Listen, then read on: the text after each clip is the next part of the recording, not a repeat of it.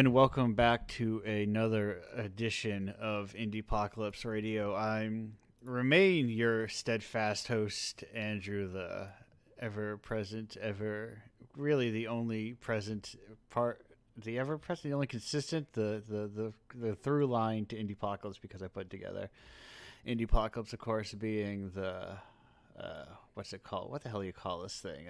A bundle? It's a. I don't like the bundle. It's your monthly anthology of alternative games. Now in the ever coveted physical edition that the gamers crave.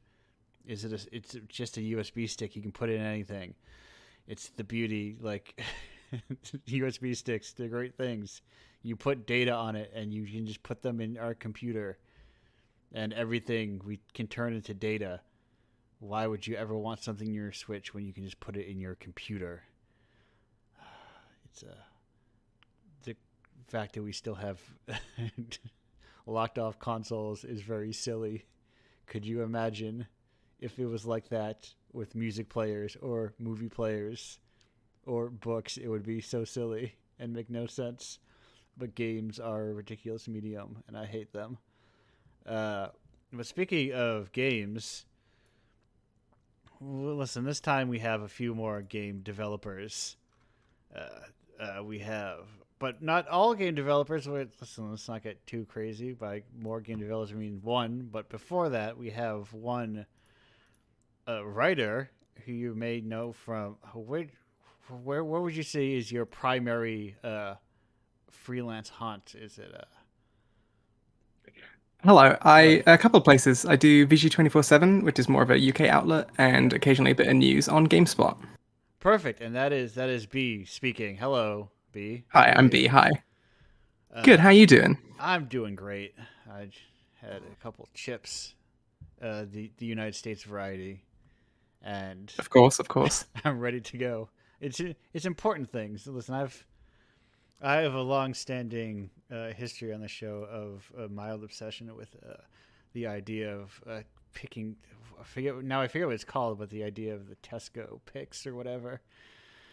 So there is like a You're certain. talking about like our Tesco meal deals, like Yes, the Tesco meal deals. I've talked. We're not going right. to get into it because I've talked at length on the show about Tesco meal deals before, and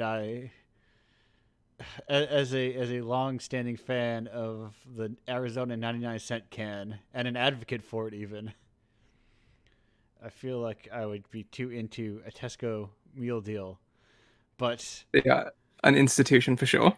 it's it's it's the kind of thing I would go to. Like when I travel, that's the kind of thing I like to do is eat at the plain places, or I do.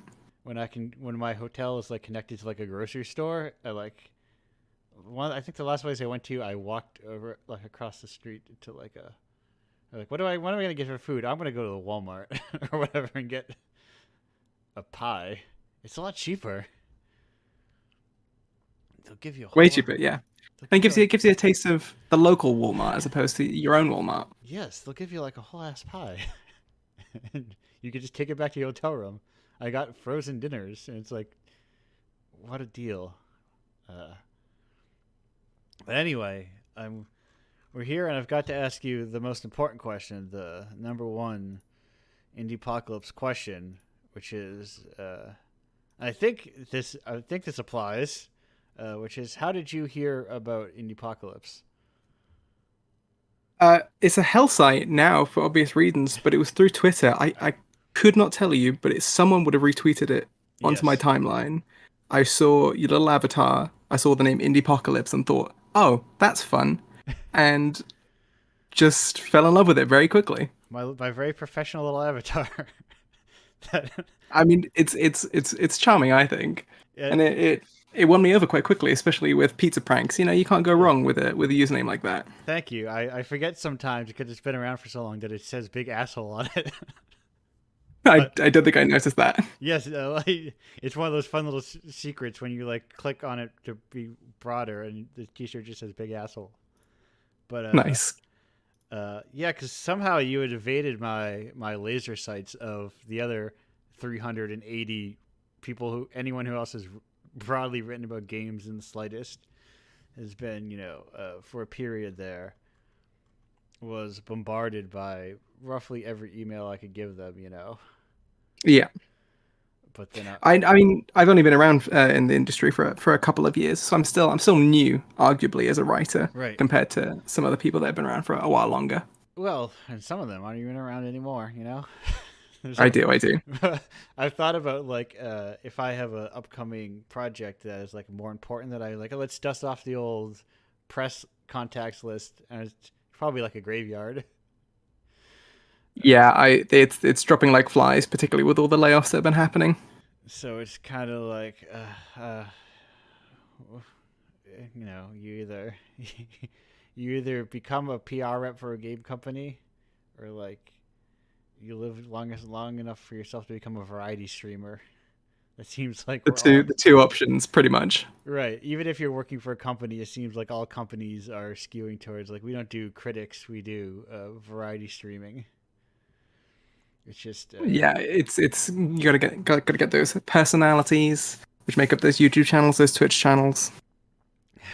imagine film critics and all they can do is react to trailers. It feels like the equivalent of what game critics are being kind of forced into to get in order to get paid. It's a sad little state of affairs, but it's a weird thing. It's I'm realizing more that it's like, hey, the indie space and the games press space should probably just try to help each other like more. I mean like the indie game press space. Yeah, I definitely agree. It's a tough space to be in, particularly again with not just layoffs but indie game sites Right. shutting down, and so there needs Yeah. to be a bit more solidarity there with boosting indies wherever we can. Right. Right. Both have the same problem of how do you make any money, and a lot of it is volunteer work, basically. Yeah, that's how I kind of started a little bit myself, and then which I shouldn't have to, but hey ho, it is what it is. Right. That's why I'm really realizing I'm 2023 is when I'm basically doing my state-run press for Indiepocalypse. Yeah, I'm like, hey, I'm uh, paying people to write what's it called? My 10 pick list and maybe something else that I need to figure out in the very near future. But it's a strange thing. But tell me a little bit about your. What do you think about B? What do you think about video games? Do you what do I think about video games? I think you put it very well when you said you hate them. I feel like I hate them sometimes. I feel like I fall in and out of love with them. yes. I definitely last year I kind of thought after my first year of journalism, I was playing a lot of games because I was trying to be really on top of it and be aware of lots of things and pitch lots of things. And then the second year I thought, I hate this. And then I started watching TV again and felt a lot happier. Yes. I've been playing this. I've been watching so many movies. I barely play video games. Besides, the ones I do for work. At work, I say, in deep quotation marks. I'm But pretty much the same. I downloaded Letterboxd. I've joined that world for the first time, mostly just to keep track of movies, but it's also I feel like enriched me a lot because it means I can find weird things. There's some fun weird lists on there that I wouldn't find otherwise. wait, what is that It would be now? nice. Letterboxd, Oh, the Letterbox. Okay. Okay. yeah, Yes. yeah. Yeah. No. Yeah. Yes. That is a whole other. I wish it wasn't a way to make content, though. That's my issue with all things. Is like everything wants you to be making content. It all comes back to content eventually. Right. Right. So it's like they want you to make the funny reviews. You share your letterbox reviews. I will occasionally scroll through them and see the funny ones and just kind Yes. of skip past them because I want opinions. And I kind of feel the same when I'm looking at things about video games. I like things a little earnest when they can be to get some truth out there. Yeah. I've had a weird relationship with criticism, in especially in games because it's always felt like it's very consumer reviews. I do know as someone who has done reviews and kind of getting the occasional brunt of people being like, why can't you review this thing objectively? And Right. it's just, well, that's not really how it works. You know, Right.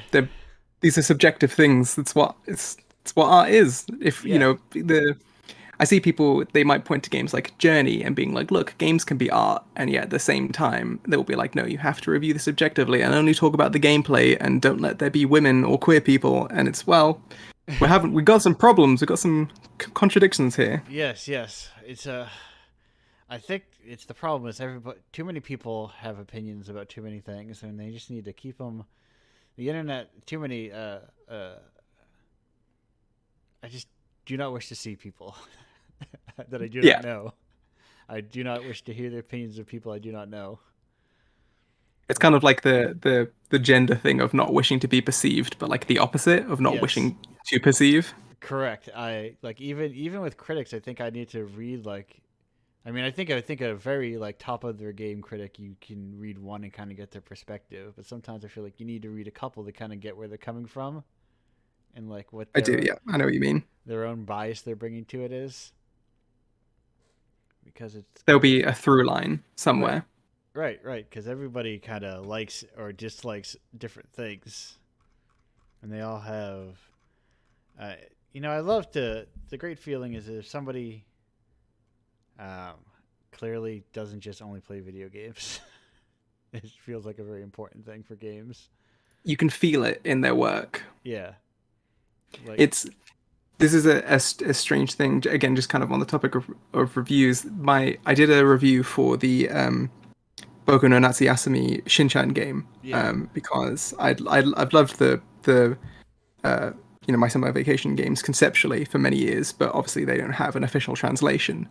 So and haven't had the chance to play Attack of the Friday Monsters yet. So yeah, I got to review that and opened it with an anecdote of having been watching through Phineas and Ferb, which holds up, I would just like to say. And it's just such a small thing like that, which I felt like it was a good way to introduce the review, and I wish I would see more of that. A lot of games criticism can feel very self-contained, yeah, um, and I think that a lot of that, particularly with reviews, comes with the limitations of the scoring system. It right. it doesn't feel like there's much leeway to bring in other aspects of life. But different, there are more outlets that are getting rid of scores, and I think that's improved reviews a lot, and it's been exciting to see as a critic myself. Yeah. I think they're not strictly bad, but it's when the scores lead the reviews then Yeah, rather than the other way around. Because plenty of film critics in the past have like had their 4 stars or thumbs ups and thumbs downing, but with plenty of good. Same with like every medium has good reviews that also happen to have scores appended to them, but it's like too often sometimes the text does not match the numbers. I Like have seen that. I've had been I guess subject to that where scores have not lined up with what I necessarily would have given them, but that's a different story that I won't get into here, I guess. right, because do like how much are scores and numbers decided like after the fact by editors. It Or is. It can be a conversation with editors. Yeah, yeah, it is. Yeah, but it can also be a difficult conversation and one you have to argue for. is And this a again, right? when I don't believe in scores, it's kind of like, well, I don't really know what to do here necessarily. Right, is this a graphics 6 or a graphics 8? what Yeah, is what does that mean, graphics? uh, what is most graphics? What is best graphics? who is deciding what is a 10 in graphics and what is a 0? Right. Could you imagine? What a world where other mediums have a graphic score. It's very much about the culture of games being led by the people who spend the most money on them. And it being thought of by too many people as a tech first thing as opposed to another visual medium to experiment with. Right. And I think that's my what's the word? The kind of pretentious. How mediums tend to get their pretentious word when they're talking about the serious version of it.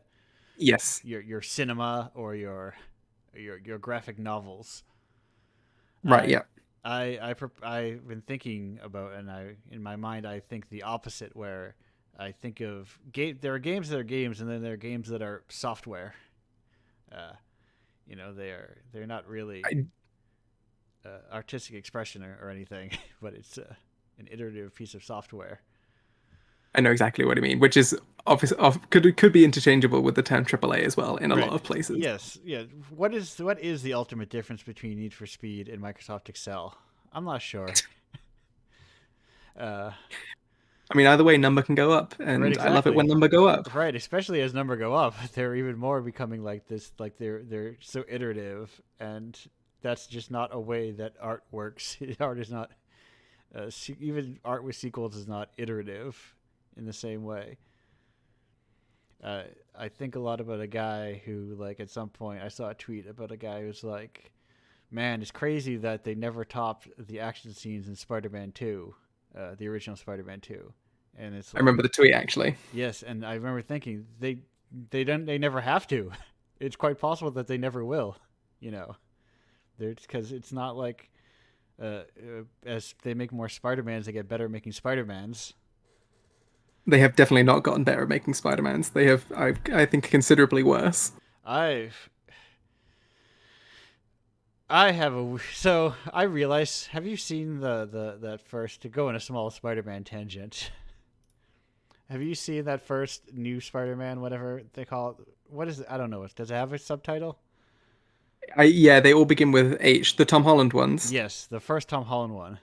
Yeah, I realized that, like, I don't know. It struck me, in those kind of like those eureka moments of revelation, that it's like they just wanted to use the Green Goblin, but they didn't want to use him for whatever reason. But it, yeah, you're not wrong. it's like the vulture flies for some reason. He's his child. Like, it has the same Harry Osborn relationship, where is the father one of his friends, and he knows him, and it's very strange. And it's kind of like is why they feel shallow or something. It's like, just use Green Goblin or something. Very strange, but I just need to get that out of my body, Of course. into the outside world. But speaking of Spider-Man, as a game journalist, you need to have your opinion. There were puddles in Spider-Man. What was up with those things? Puddles in Spider-Man. I don't know. I remember there's something about Spider-Man and puddles. Oh, I do know what you're talking about. I think this was again a moment of gamers getting angry Yeah, about puddles changing in between what was the first bit of gameplay from the first Marvel Spider-Man, Insomniac's Marvel Spider-Man, which is a lot of apostrophes in there. yeah. Um, I think they might have looked slightly worse, and people were mad about it. And I and even though I went back and watched the first bit of gameplay from that Spider-Man when that kind of discourse was happening, and the yeah. whole UI was different. Like everything was different. It's okay. You don't have to worry about it. Things change. Yes, it's the secret of discourse is that you don't actually have to type anything ever.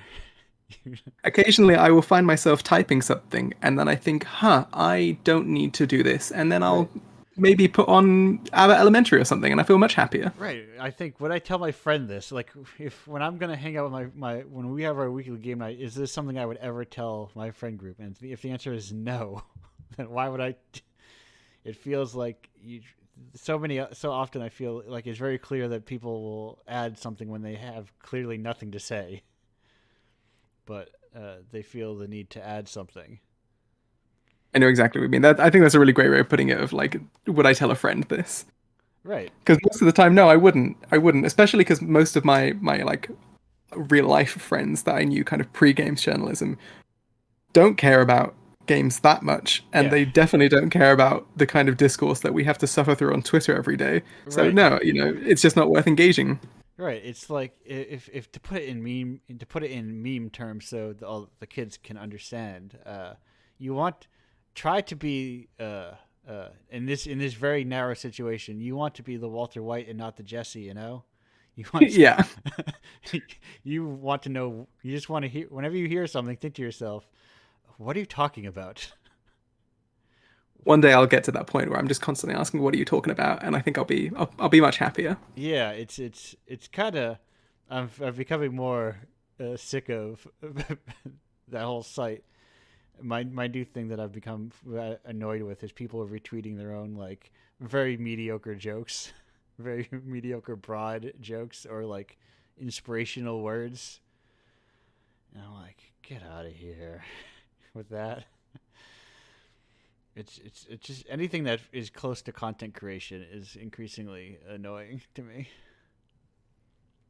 Yeah, I I I think to myself sometimes, oh, I would like to maybe make like a little TikTok. Just TikTok has its problems, obviously, but like about food maybe because I'm very Yeah. passionate about food. And then this thing, but what if it becomes content? What Yes. if that starts to happen? Can you give me your best? Can you give me a TikTok cadence though? Can you speak in the TikTok cadence? The TikTok voice cadence, No, like like the the way people talk on TikTok, which is kind of fast and kind of condescending, uh, is sort of yeah, it explanatory. I right, yeah, because there's such a short window of time to do it. I know exactly what you mean. Yeah. I don't want to do that. I think No. I talk a bit fast naturally anyway, Yes. So but it is difficult to do, and I trip over my words sometimes. I So think I'll avoid it on this occasion. I think you might be safe then from because whenever I see it, people are like, I don't think people talk like that. But speaking of, we got away from the gamers getting mad at puddles. So I need to ask you: do we give gamers too much? Should gamers not be allowed uh, such niceties? Have they gone too far? Should we just do gamers need to be eliminated? Do gamers need to be eliminated? Well, I guess there's gamers and then there's gamers, if you know what I mean. There's the Yes, ones that, yeah, maybe we should take away their toys. yes. It's very obvious the ones I'm talking about here. If as long as we're all on the same political spectrum, same side of it. But then there's the gamers who there's people. I have some close friends who started playing games over the pandemic at the start to have something to do, and they're not aware of the discourse and they're very happy just finding a random little indie game or this that or the other. And I think they deserve to be left alone. People who own a Nintendo Switch and never log on to Twitter, they Yeah, are safe. Everyone yeah. else maybe can go, and I'll go as well. I'll sacrifice video games if I have to for the greater good. Right. There's a need to free yourself. I think we need to cut down people's gamer time a little, or I don't know. I just tired of games. But this is wait. No, I'm not. I wait a minute. I actually no. That's wrong. I love games. Games are great.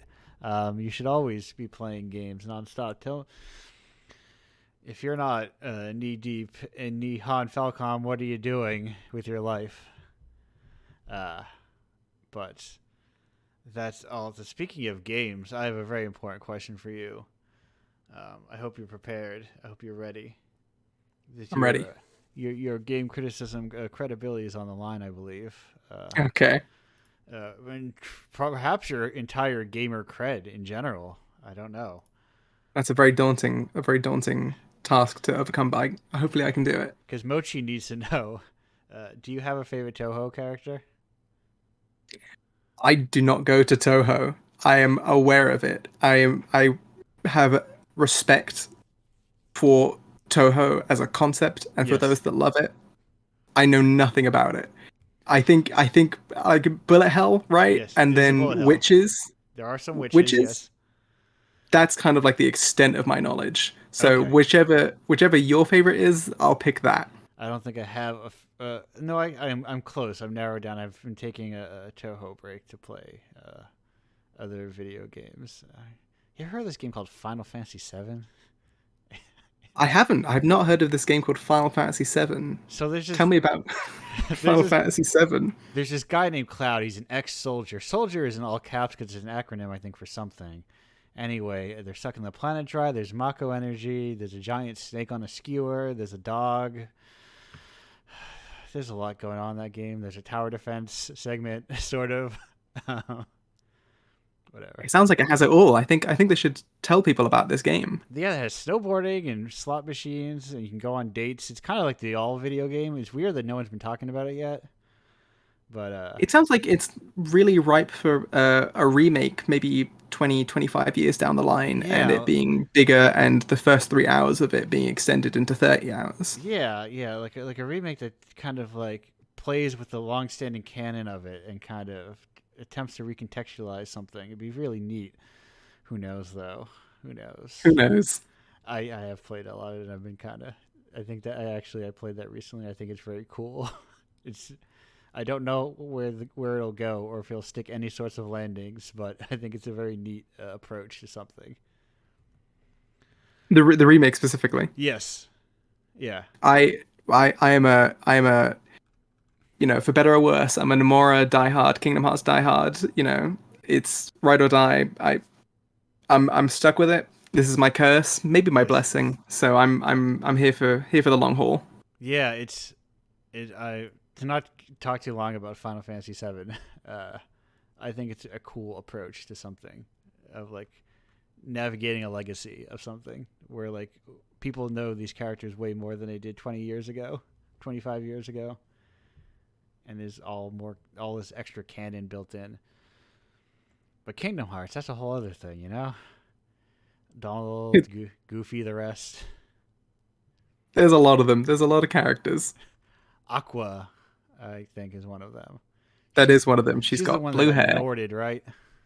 She is the one who very famously got naughted. Yeah, That's unfortunate for her. yeah. It was a big L for her. Yeah, kind of, kind of big shame. I saw it online, women taking L's, and I was like, can't believe she got Norded. Uh,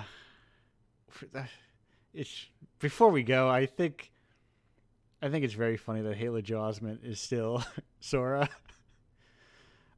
You know what? You know what? He's honestly still good at it. The way he managed, because he doesn't have like too high pitched a voice. No, He does a no, pretty good job. I'm gonna defend him there. no, because Who knows if he's well adjusted or not as an adult oh, he's. child to an adult actor. I was gonna But say he seems it. That's the thing. I don't think I ever saw Haley Joel Osment in a as a child actor, but I've heard him on podcasts and seen him in shows as an adult, and I like him.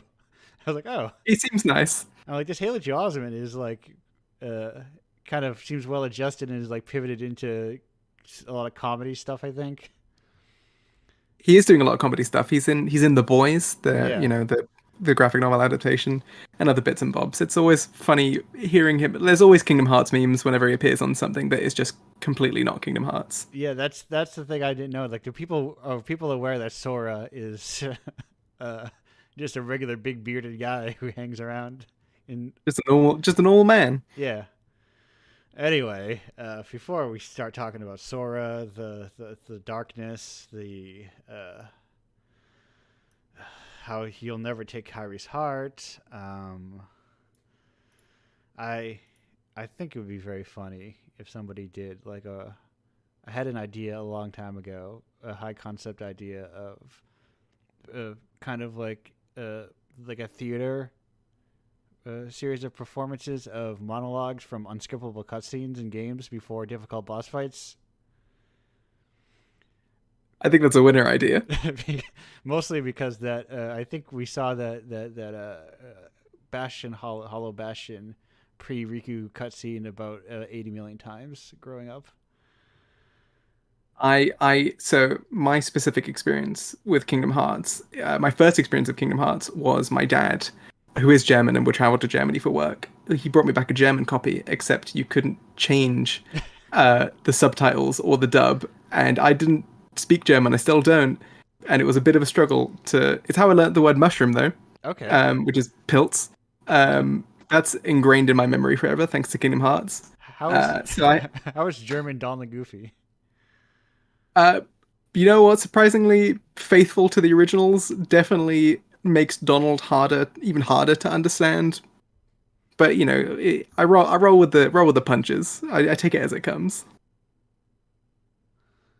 Okay, yeah. And I got an email or a DM real quick, and I thought it was something important, but it was not something important. I mean, it was mildly important, but like not. I thought it was like an urgent thing. Uh, No worries. yes, no, I okay. We're gonna go on break so we don't talk about Kingdom Hearts forever. I Sure. Kingdom Hearts occupies a space that I kind of love, where it's kind of trashy, um, but very earnest, and that's Where I love to live. yeah, it's a wheelhouse that I love. I love earnest trash, but not earnest trash. Uh, if you know what I mean. I do, I do. The gentleman. How before I go to break, how big is Ernest over there in the across the pond? Like Is he how valued is it, or just how how big in general? Ernest the character? Are you The familiar with character. Are you familiar with Ernest? I'm not familiar with Ernest. I could assume that maybe he's from Pride and Prejudice. Oh my Just thinking of the no classics. no Ernest. He's kind of like a imagine a. He's not dissimilar to an American Mr. Bean. Think of him like that, except he Okay. talks. But I feel like he has the same energy. Uh, I feel like I might have missed out on this cultural icon. it's not enough. He was the Slinky Dog in Toy Story. But anyway, I think you're fine. That was just one of those things I realized that is probably not something that leaves the U.S. for all the culture we export. But anyway, now I'm actually going on break. But thank you for being on the show, and thank you for writing, that little thing about Indiepocalypse all those years back. Of course, it was a Disappointing. joy to be here and a joy to do so. I'm gonna go to break real quick. Goodbye. Be back in 2:43.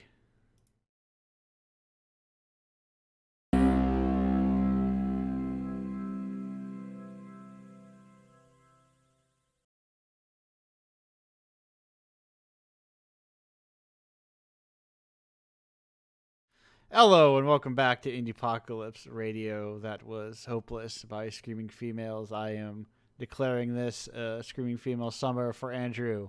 That is usually as spring starts to hit and I start to like settle in and I go, huh, why don't there's usually like an album or a band or something that kind of settles in as the song of the summer for me, and I think it is for me. It is Screaming Females. But that aside, we are here with a guest you may know in the Indiepocalypse context from, like let's say like about 2 years ago. Oh with my God.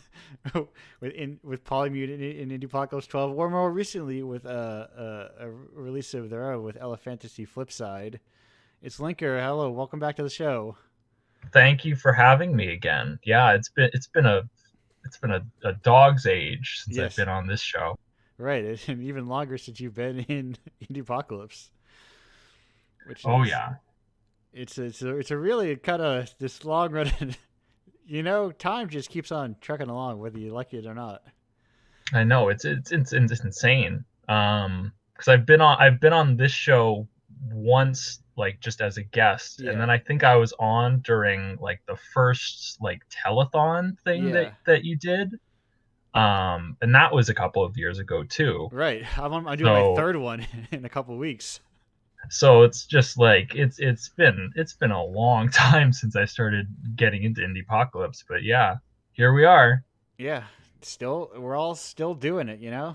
That's it's there. There's actually nothing more like crushing to me than see if when I look for like a look through like past contributors and see they are in fact not still doing it. For Yeah, and I mean I hope that they are just decide, oh, that was a passing fancy for me. I'm doing something else. I'm doing fine. But like the idea of them yeah, getting crushed and burned out, I don't want yeah. to think The about. the the industry is kind of the it's scare quotes industry Yeah, rather is not an easy place to be as a small, tiny game developer. Um, and I know that all too well. Um, So yeah, it's really it always sucks when people kind of leave. Um, and sometimes it's for better because a yeah, lot of the time the industry kind of chews you up and spits you out. But if you if you keep at it for long enough, I think you can kind of, I mean, God, hopefully you can yeah. kind of get some kind of stable footing and kind of entrench yourself enough that you're not getting thrown to the wolves every time you release something. But you never know, I guess. Yeah, I've been thinking that it's like a lot of it is there is I've been thinking about wanting to write something about how like Indiepocalypse is not a community, and I think that's good. um, like to have like It, neutral spaces. yeah, but it's also interesting because I think Indiepocalypse, as you said, is like it's almost like a testament to a lot of people that have been in the industry and like especially in like kind of the indie sphere where you have a lot of projects from a lot of people who are maybe not even really making games anymore, and it's just kind of this really interesting little microcosm in the again in the scare quotes games industry. Yeah, It's kind of refreshing, honestly. yeah. I was thinking. I think it was this year that I realized that I would even say that I'm not in the game industry in the slightest. I'm never going to. Like, I have no functional need for GDC or Dice and or any of that and stuff. frankly, thank God. Yeah, I saw Like, how much money holy it cost shit. people just to go there, even when they got comped. You know? I know, like I was Sylvie. We Yeah, all know Sylvie, friend of the Indiepocalypse, yeah. Sylvie. Three Um indie, four indie apocalypsers were in this year. I know it's crazy. We had a very good representation, Yeah, but I was seeing Sylvie post about the costs of stuff on Twitter. God, we all hate Twitter. right, Um, but it's appalling. It's like I can barely cover my rent most of the time. right. And like the idea of spending thousands of dollars on like a round trip to the fucking West Coast to maybe go to like a couple talks, show a game, and then come back is just so like it's insane to me. Yeah, I've been mentally keeping track of people who seem to go to a lot of conferences and talks, and like in my mind, I'm like I'm mentally placing them in tax brackets. I go, oh, you're not really indie if you can travel like more than once a year, especially if it's like international travel. You Oh like my we're god, yeah. like are you a little nepo baby? Is that what it is? Oh my god. But I mean, it's not entirely Right. inaccurate, I suppose, at that point. But Right, because it's like where I look at that like where do you get money to travel? Like where does that money come from? It's got to come God, from somewhere, and how can I get that? yeah. Can you cut me a slice of that pie, please? Yeah, I my next thing that I'm doing is a like a market in Providence that cost me $50 Oh my god. plus travel expenses, which is not actually travel expenses because it's just like a little bit of gas. It's not entirely dissimilar from putting a game on Steam, I guess, because you Yeah, do have to pay to put a game on Steam. But then I guess you also get a reasonable return on that. Whereas I don't know if physical markets are as lucrative, but I guess they're you they're never know. they're okay, honestly. As someone who works there, Really, I kind of do okay. And that's surprising to me. But I mean, hell, I never do them, so shows what I know, I guess. right. I'm hoping that like these cassettes will sell like gangbusters. Yeah, hey chat. Hey, look at the little cassette in the Yeah. bottom left corner. See that? You can own that Yeah, two people for already have. you can be one of more than two, hopefully. Yeah, it is like and I really hope like there's a lot of things that I do that I hope catches on, but I really hope like indie devs selling their games in cassette tapes is one of those things because it's so easy to do and pretty cheap. Yeah, I know another developer that I've worked with a couple times. Miles has toyed with the idea of doing something like that with flash drives for a Yeah, while, but I don't think he ever did. But it's a really kind of novel idea, and I really like it. yeah, And it's really cool for especially like the small game space right. where we might not have enough money for a real physical distribution, but in this case, there is sort of a way to make that happen, even if it's just kind of sort of piecemeal like this. But it's still really cool. Right, right. Like, and the components to get into nitty, like the components are like under $1 a piece, like per, uh, like this, like a whole thing of like 50, I would say, give or take. Like the buy-in is only like under $200, maybe a little over 100. Yeah, and if you can recoup that, then Yeah. you're doing gangbusters. You're doing great. Right. Yeah. And if you're selling most games at like $5, you're breaking even at like 20, 25 games. Yeah, it's fantastic. Yeah. And then you've still got like half your games left to go. And if you sell it for more, Yeah. my God, you're just like, you're rolling in it. But, or not really, but I think there is because I was talking to a cover artist on the show on one of the previous episodes, and she was talking about how seeing more and more game developers at things like Zine Fest and things like that. And a previous developer, or an Indiepocalypse developer, was at what's the name of that Canadian Smash thing? I have no idea. Something about level. Is it Get On My Level or Next Level or? Next level sounds familiar. B, do you know anything about this? Not to pull you out of the darkness. Smash Brothers Smash, Yes. or Yeah. I think the only event that I know the name of is like Frosty something. Oh. Okay. But Frosty. other than that, no, I can't remember the name of it. But yeah, I know what you're talking about. Get on my level or something like that sounds familiar, though. It does sound familiar. But anyway, they tabled at that. It is Get On My Level. Yes, I was right. But yeah, it was. And they had got a table there as like an artist, but you can just like get tables at like so many different like events, Can you imagine someone tabling at Evo? Right. People do. There are game developers that table at Evo. Real? I mean, I guess that Yeah. makes sense if you're a fighting game developer, but like if you're just like it seems so insane to me. But Yeah. also, I guess that's just kind of me being a weirdo, because Right. it's definitely, it makes sense to do, and if you can get a table there, I guess it would make sense. But I'm Right. not a fighting game dev, so what do I know? Right. Right. I think it's a lot about like trying to find whatever your local thing is, whatever your local cheap inexpensive event is, and being like, oh, I'll bring my games there. Because like even if you don't have a fancier like physical thing, you can just go for the super cheap version of like what I did previously, which was postcards, which are like 10 cents a piece. Yeah, super super cheap, super, I mean relatively cheap to make. Right. Just, but you can presumably make some kind of profit off of that if people buy them anyway. Right. Right. That's the tricky part, is getting people to buy them. But Yeah.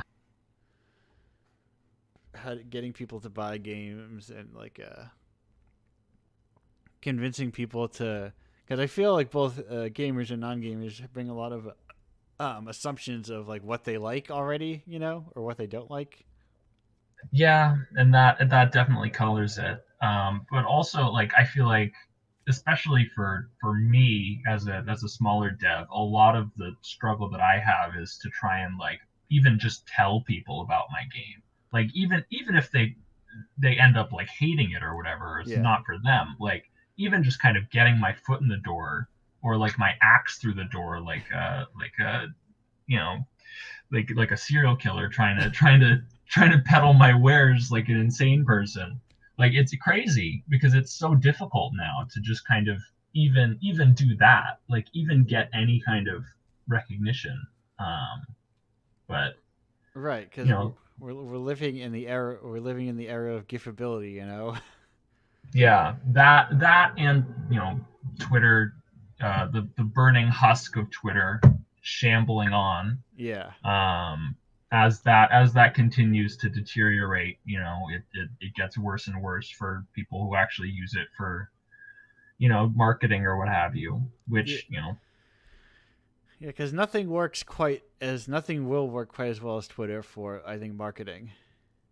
Yeah, because it's like guerrilla marketing almost. It's Yeah, like you kind of you cut out a lot of the middlemen, or you can, and you can kind of build an audience really quickly and kind of on your own. And I don't think that there's really anything similar to that. right, right, Um, and like anything will not have sufficient, no, Sufficient reach, I guess. right, Like, sufficient like yeah, massive users to do that. yeah, exactly.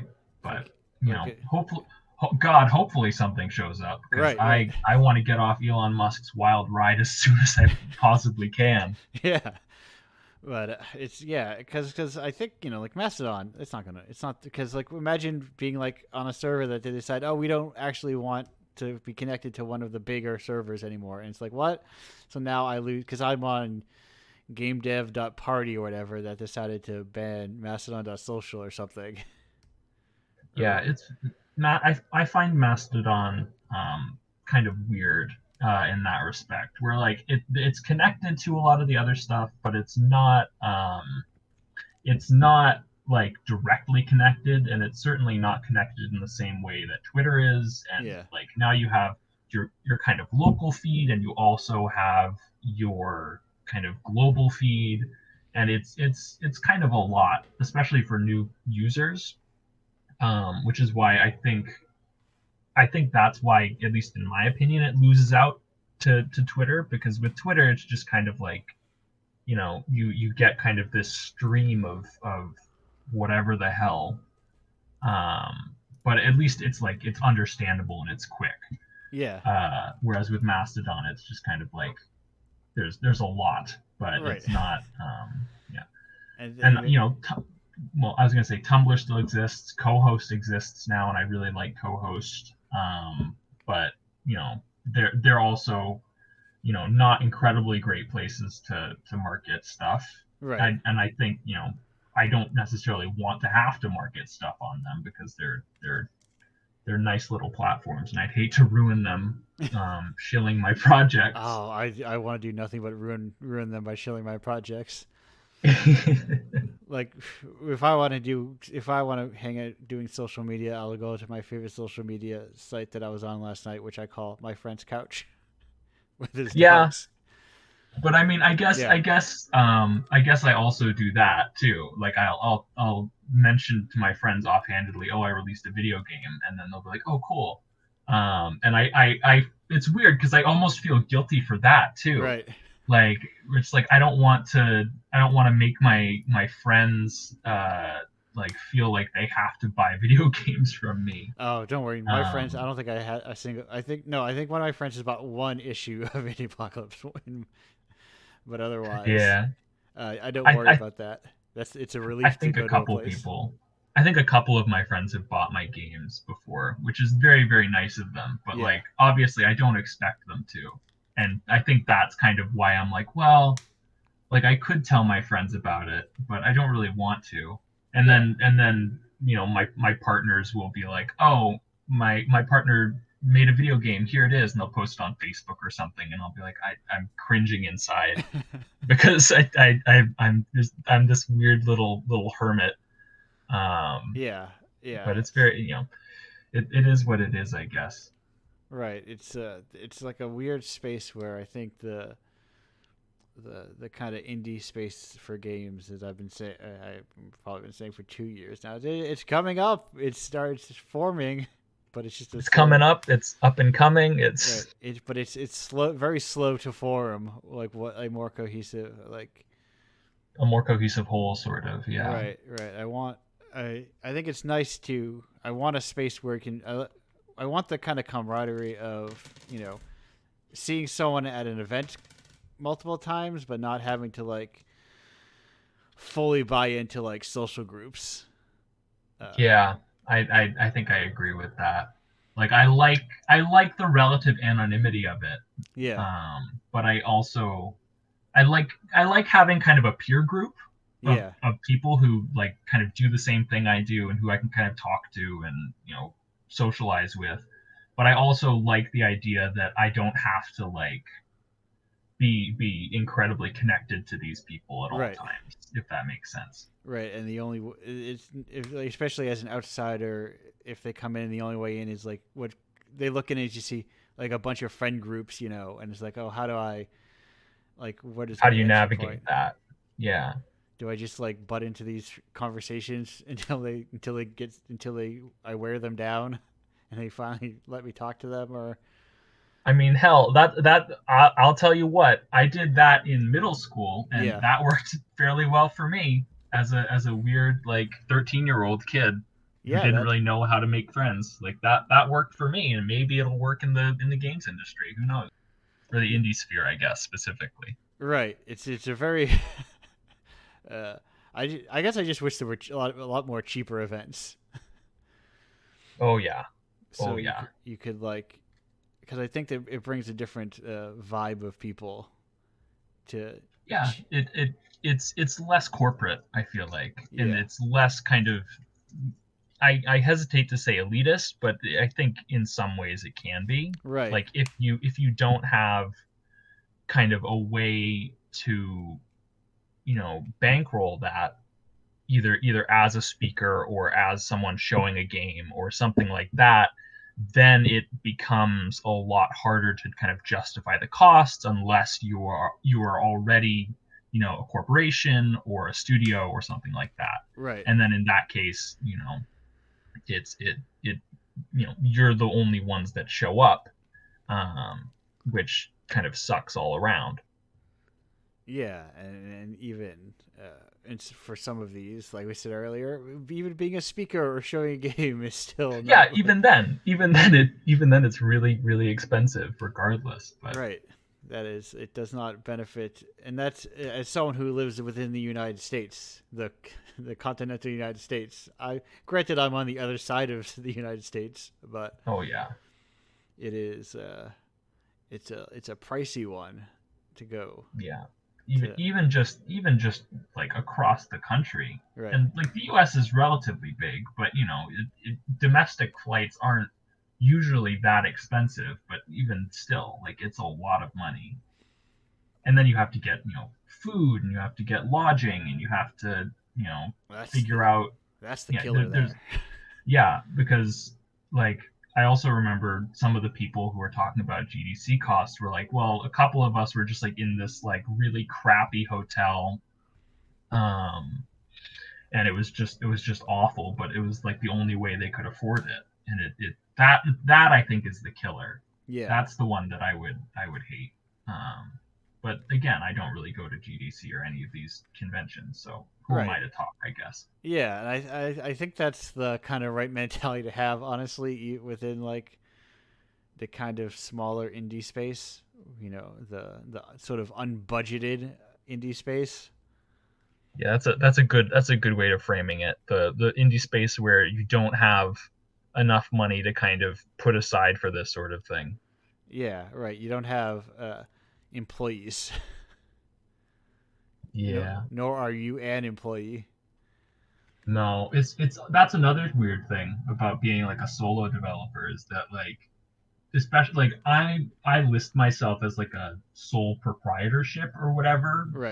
for like Steam or any kind of tax purposes or anything like that, or as an individual. And that's always kind of a weird distinction for me because it's like I think a lot of this stuff is built around corporations or studios that have sort of employees and employee contracts and stuff. Whereas if it's just one person kind of doing all this work, it's like, well, I have to do a million different things, but it's a lot simpler on the back end sometimes. Yeah. Yeah, it's a lot uh, cheaper in some cases on the back end too, as well, because. Yes, Uh, yes. but that's also cheaper because you don't have any money. But speaking of cheaper, speaking of solo devs, Linker, I have an important question for you. You've had time to prepare for this question, Oh God. and it's you need. I need to know: do you have a favorite Toho character? I think I know a little bit more about Toho than B does. Okay. Although I only know like four Toho characters, which are Reimu, Marissa, Pacholi, and Vermelia, I think. Okay. And I Yes. don't really know them all that I can well. confirm those are all So, Toho characters. oh, thank God. I think I I don't even know know. which ones are which. So Oh, good. Then I don't know, Marissa, I guess. it seems like a safe choice. She's a witch. She Yeah, steals things. I only know this because there are like a billion Toho fan games, Yeah. some of which I know of. One of which was called Maristus, which is a sort of spin-off of the NES game Solstice, Okay. which is what my most recent game was based on in a lot of ways. Yes. So I did a lot of kind of research into isometric platformers, and I found this, and I was like, oh, that's interesting. I wonder what this game is. Um, and I guess the rest is history. Now I'm answering Marissa as my favorite Toho character. That's how it works. So quickly before we go, as uh, of course, this is a very proper interview show, so I asked a lot of very important interview questions. Before we go on break, tell me a little bit about Fantasy Flipside. What exactly is this game that you've been updating every single day, much to the chagrin of one Great gamer? question. Yeah, I won't get into that right now, but I might talk about it after the break. Yeah. But Flipside is sort of a spin-off of an earlier game that I made called Fantasy. It's more of a platformer than its predecessor, and it's sort of a puzzle platformer.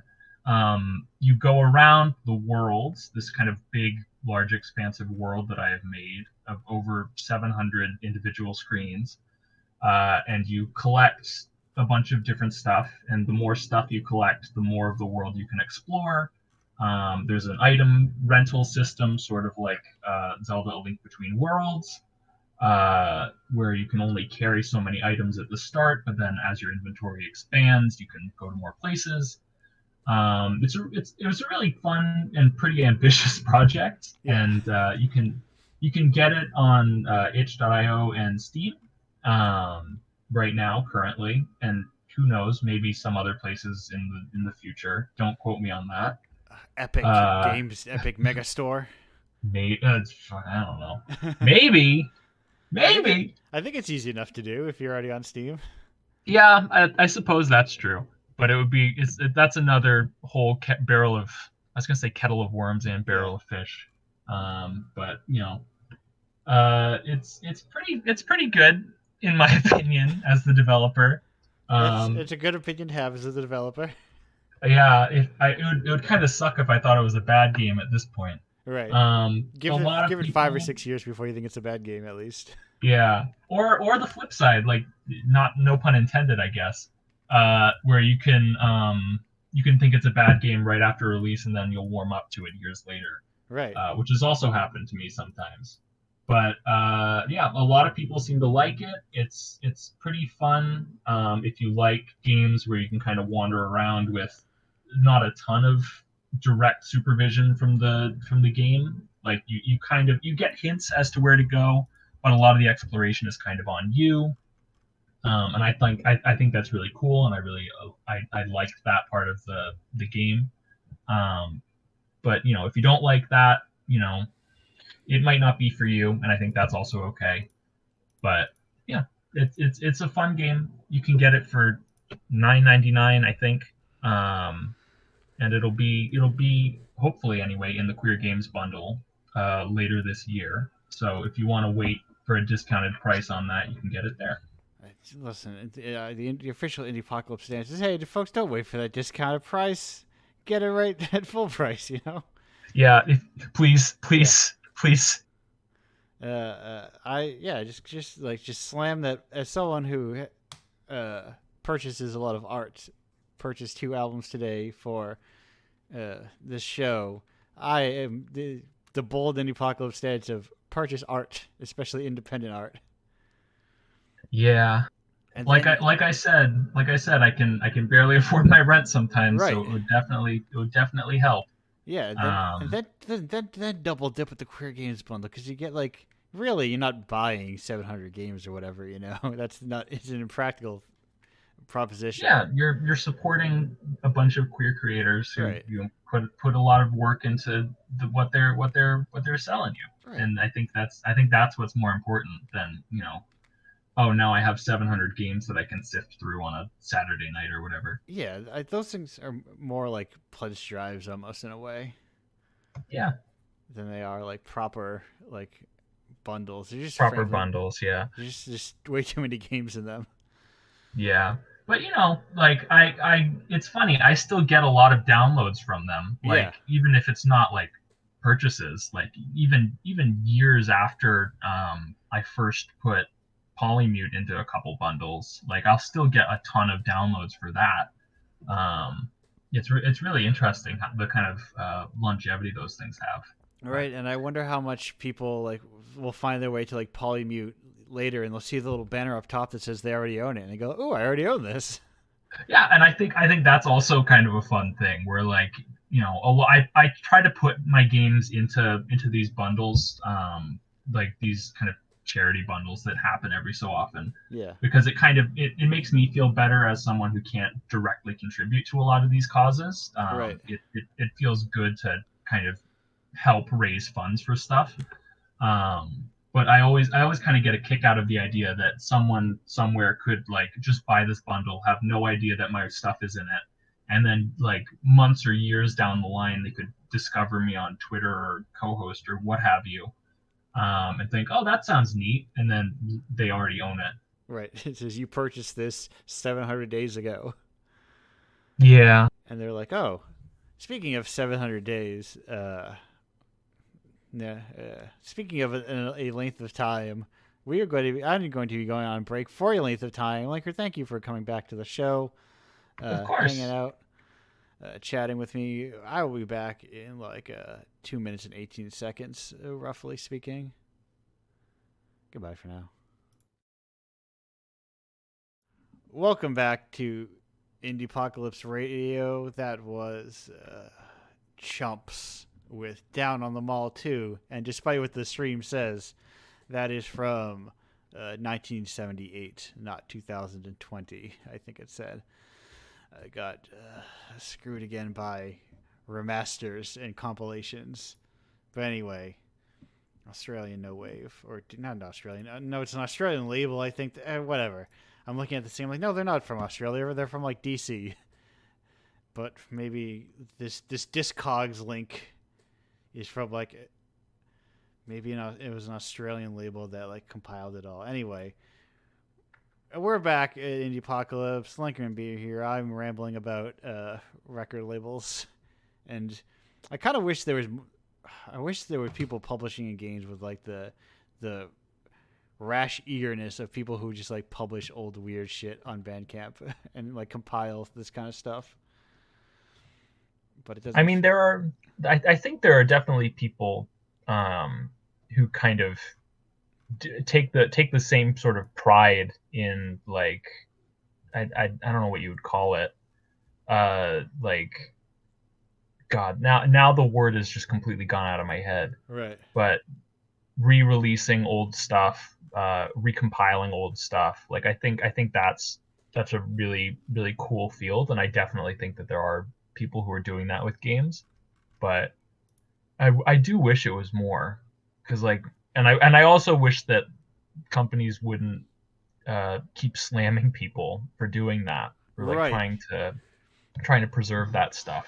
Right. Preservation, that's the word I was looking for. My goodness. I think I was looking for like a official preservation, you know, where it's like we are now we are now the publisher of this game, you know. So we Yeah, have we're like the stewards of it, sort of. right. So it's like, yeah, there's this old DOS game from the early 90s. Now we are the publisher of this game, so we can put it on PC wherever we want. We can put on Steam and itch and all that stuff. Rather than just like preservation being that gray area where it's like, you know, emulation and all that stuff. Of technically anytime you're like, there's that idea that, well, I mean, you can't stamp it down entirely because, of course, you know, files, they're everywhere. You can't get rid of files. Yeah. I have all these files on my computer. These aforementioned. I've got 3 digital ISOs of Final Fantasy VII. Don't tell the cops that I have them. But Oh my god. I do. I can point. I don't know if it's on the shelf next to me, but I do have the original 3 discs in this building somewhere.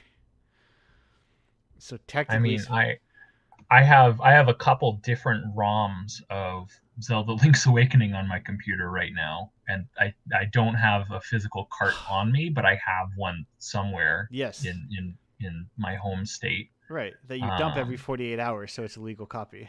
yeah, absolutely, absolutely, yeah, definitely.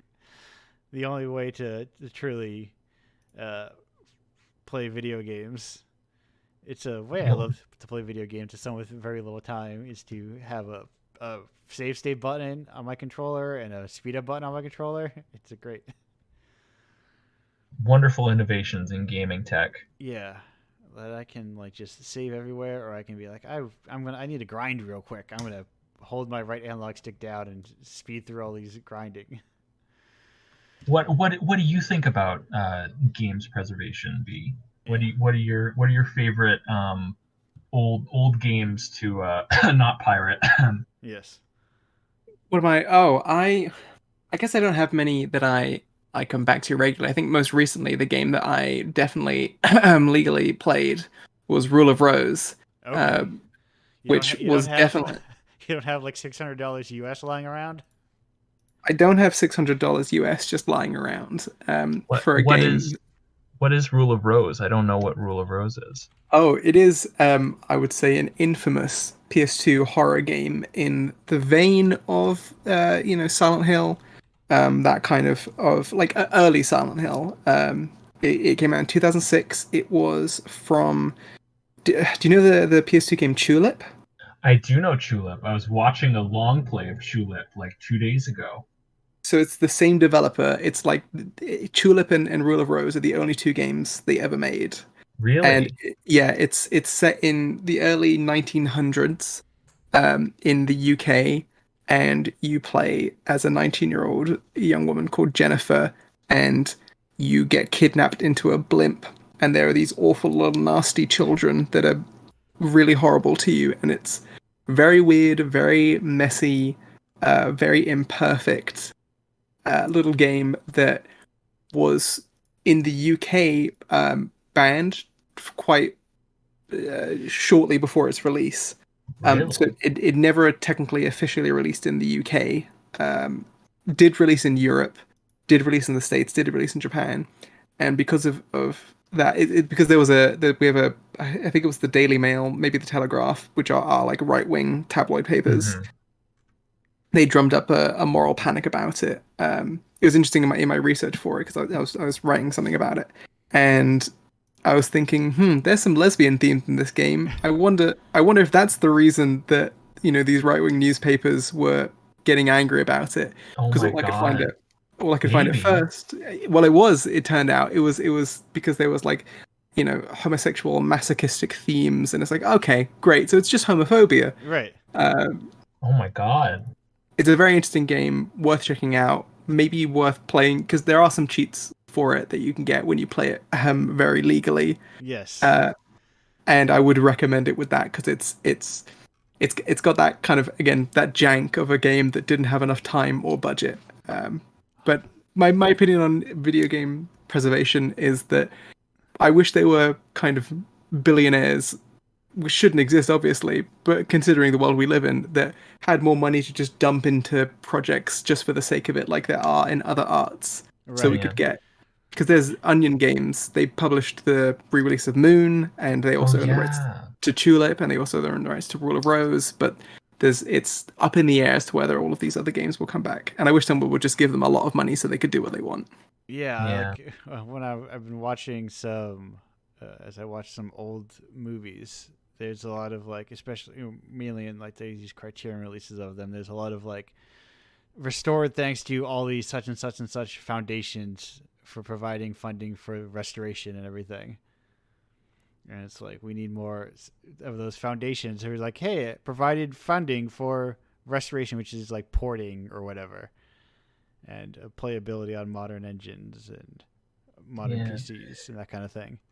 And I think that especially kind of loops back around to what you guys were talking about at the very beginning of the show about, games as art, where it's like it. I Exactly. think I think if games are to be considered art, they also, they need this kind of level of, I hesitate to say philanthropy, because I don't like the idea that philanthropists should decide what gets to stay, as available to the public versus not. Right. But I think, there needs to be some kind of more systematic funding for these kinds of efforts for preserving video games, just like there is for, preserving film, preserving text, or something like that. But we aren't really there yet, and it's really kind of sucks.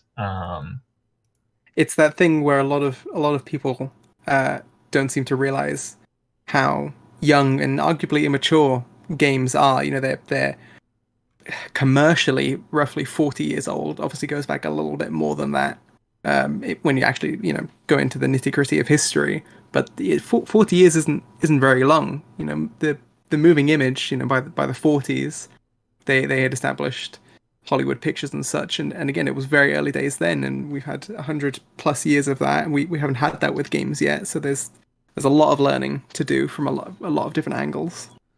And Yeah. it's also sorry, not to cut you off, Andrew. No, go ahead. But I think it's also interesting because games and software in general are really kind of hard to preserve unless there's a concerted effort to do so. Because a lot of the time, it's stuff that can just kind of get deleted. There aren't really physical artifacts like there are with, a film or with a book or something. There's not, or like a work of art, like a painting or a sculpture. Like there's no kind of physical trace of it that can be preserved in the same way. And so I guess there is. If it's like a physical cart or something, Right. there is. But for things like, you know, like there, it's a lot harder, I think, to preserve some of this stuff without having these kinds of physical physical discs or something right. like that. There's no master of it. Exactly. Like or at least there's like a less easily accessible way to find these things after 40 years have passed.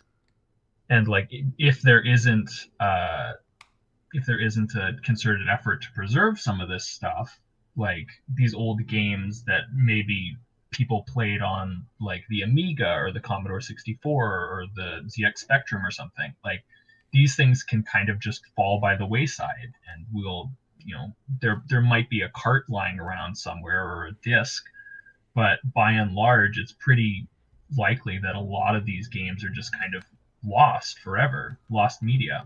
Right. There's a really great. Oh, go on. No, go ahead. There's you make a great point in terms of the lack of like physicality to it, and how it makes it so much more difficult to preserve things. And it makes me think of Nosferatu, the vampire classic, which was I think made in the 20s or so. Yeah. And the only reason we have copies of it today that exist and we can watch it is because of piracy. The original version of the original film copy of it was, I think, lost in a fire. It was definitely lost in some kind of accident. But because people copied it and then shared it across the world, that's how we're able to watch it. And looking at the infancy of film and how that happened in the infancy of video games. Again, talking about Rule of Rose, I wouldn't be able to play that unless I wanted to fork out hundreds of pounds to play it. I joked about it, but then I did look on price charting, and their average is $600 US.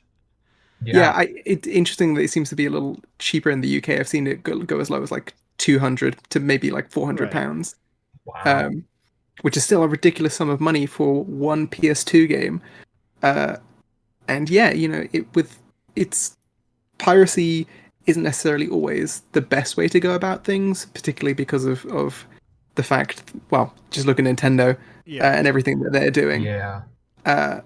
So we need everyone needs to get their act together a little bit more. Not everyone, not necessarily us, people who can't do as much about it as we'd like to. Yeah. But I very much agree that there should be more involvement and maybe even just in opportunities for collective funding into things to allow people to like to literally just small companies to say, hey, if you give us money, this will help us make these things, and it can be more of a communal thing.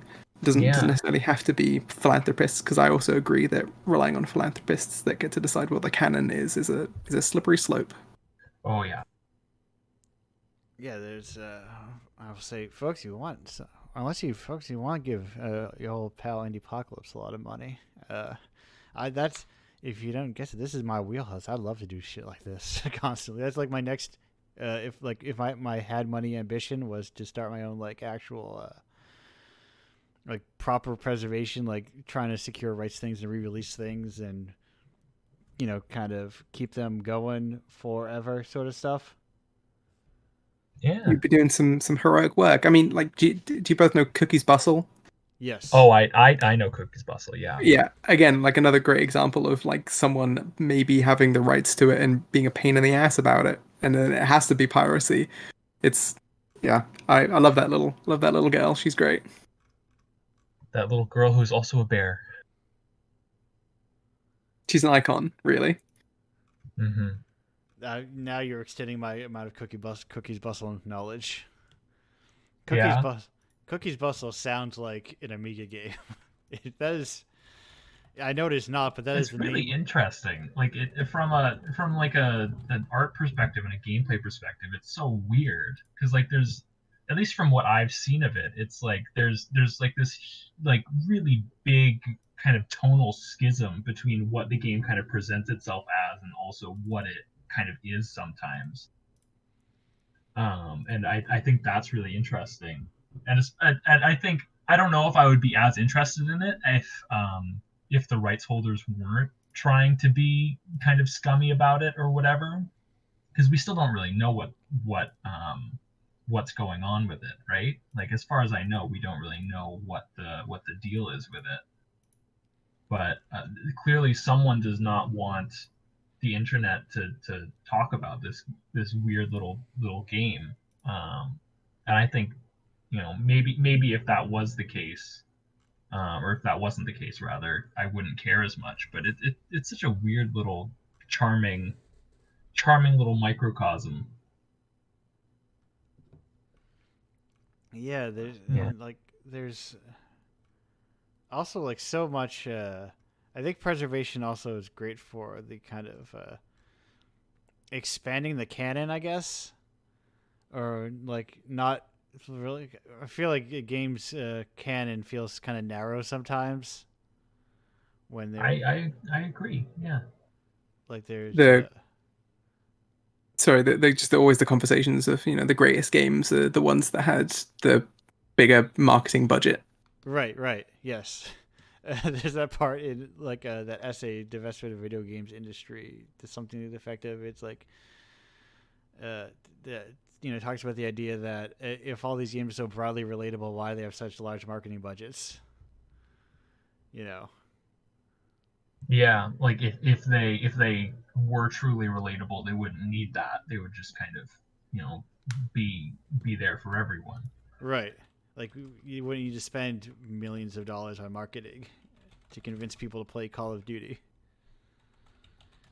Yeah, but yeah, I agree. Like it would be nice to kind of have examples of games that are a little bit less, you know, a little bit less of the norm in that way, that aren't spending millions of dollars on marketing and advertising and stuff like that. Right. Just especially for smaller creators like me, because some of these games are doing the same sort of shit that I would like to do, and I probably wouldn't even know about it. Yeah, but it's or but yeah, there's like, how do you? Uh, there's very little space. We talked about partially in the first segment with B. There's very little space you can even write and cover um, things that are not within that giant marketed games level. there's very few sites that cover like quite niche things.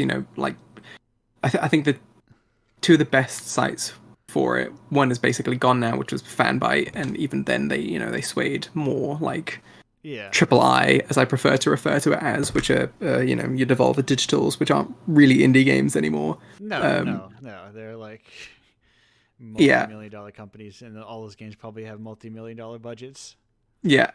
And then there was Rock Paper Shotgun, which does cover some like quite niche indie stuff, which is where I Yeah, pitched for my piece on Indiepocalypse. But yeah. other than that, there's a um, big hole for Right. the tiniest of games.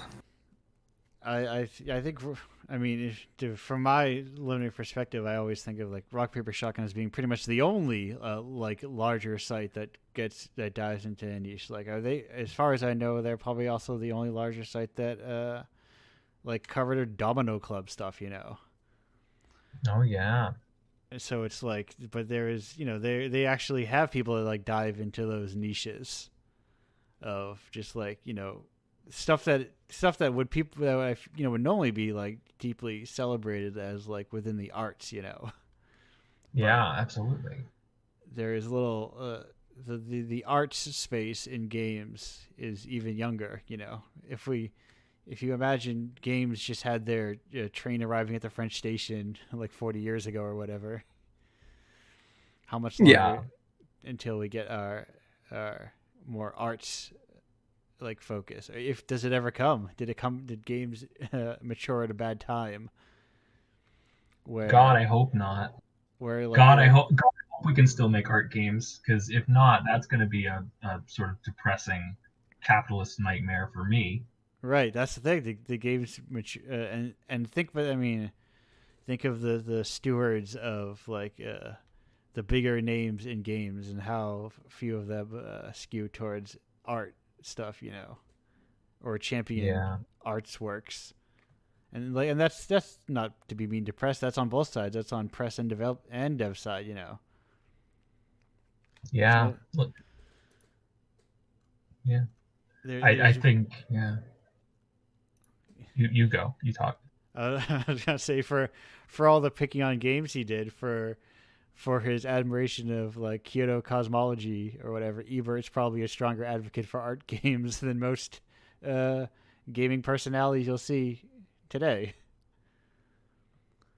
I find the I mean I don't really see it anymore, but having Yeah. seen the gamers getting angry at his opinions on games, when I saw like a tweet recently about how he just liked to write about breasts a lot, and like we just don't need to take him that seriously. He was just a bit of a weird kind of guy. Right, a perfectly fine critic too. But like, but it's a great example of like critics are people with their own tastes. Yeah, and he loved schlock. He loved Yeah.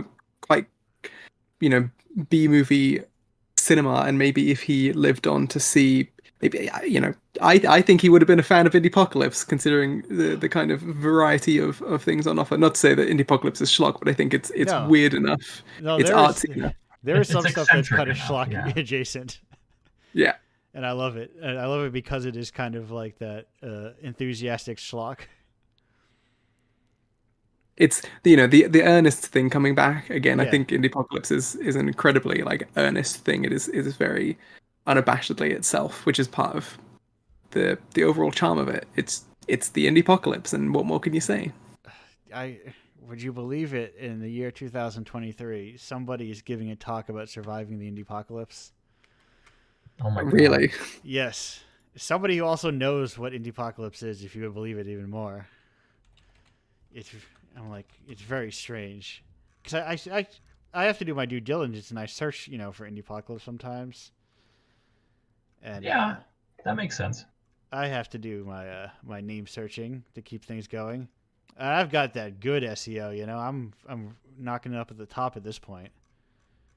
I'm the king of Indiepocalypse land, aside from the stupid game developer. At least it mentions the myth of the Indiepocalypse, so it's not like it's bought into it or whatever. But A change of pace. yeah, and it's also old, predates my work. But it's it is what it is. What it is. What it is. I'm not too SEO conscious. I took a weird name that people don't use, term that people don't use anymore, and it worked to my favor because it does not come up very often. And here we are. Yes, and here we are with this whole thing. I'm closing all these extra tabs I have open of all as I'm looking for all these different things, trying to figure out. There is so much stuff going on, and trying to figure out. Like I've very much been expanding, like letting Indiepocalypse ride as it rides and it do its own thing, and expanding more broadly out. This year is my expansion year into other approaches. Yeah, and I think that's an interesting and I think worthwhile endeavor, because I think as Indiepocalypse grows, it's going to maybe change the format a little bit, like you're doing with the cassette tapes and with the or the cases, I guess. But physical releases and all this stuff on top of the digital releases, and it's a really neat idea. I think, again, going back to we actually, I think we talked about this in the pre-show a little bit before any of the audience could hear this, but we were talking about how cool of a concept it is for the smaller developers to have kind of a physical release for their games now, instead of just kind of hoping and praying that maybe they'll get like a Switch dev kit or something like that, or something like that, or a physical release elsewhere. Like just any kind of like physical artifact from the games is really cool. At least to me anyway. I think it's really cool to have that sort of stuff lying around. Right, and I also am not a. So some of them are good, but I'm just. I don't like the vibes of most of the game publisher stuff, boutique game publishing stuff. Yeah, I mean, I know a couple developers who work with them, and I think more power to them. But I kind of agree in some cases. Like a lot of the emails that I get about my stuff are all kind of seedy. I didn't mean that. I meant they're just too like. Oh, I get what you mean. Yeah. Limited run, super rare, get them quick. It's this whole like. Oh, it's like because it's like FOMO sort of, where they're trying to they're trying to sell you. It feels more like they're trying to sell you a product, like first and foremost. Right. They're selling you something. It's like they're all admitting up front that they're not going to. They're not in for the long haul. That they're just selling a product rather than like being works of like meaningful physical preservation. Where it's like and I think like that's also in some ways anyway why I think people are seeing so many like re-releases and rehashes of old stuff too. Like going back to the Final Fantasy VII conversation earlier, like I think they're trying to maybe resell you something that they sold you a while ago, and instead of trying to kind of preserve their old catalog, they're trying to not only recontextualize stuff and try and kind of make the I don't know, the most bestest version of whatever it is, but they're charging you for it too. Yeah. And I think that's the real reason why I would be sort of I don't know, hesitant maybe to jump on that kind of bandwagon, because I feel like if you are preserving stuff, or if you really want to kind of let people play this game that you made maybe 20 years ago or something now, like why not just kind of re-release it and charge $20 for it instead of